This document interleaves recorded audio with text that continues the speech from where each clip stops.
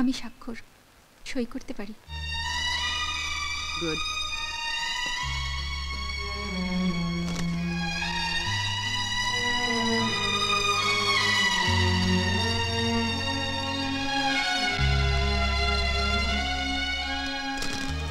মা, তুই আমার ছেলেকে বাঁচাচ্ছিস মা। আমি সারা জীবন তোর কাছে কৃতজ্ঞ থাকবো। বাবা হয়ে আমি যে তোকে কিভাবে আশীর্বাদ করবো আমি জানি না মা।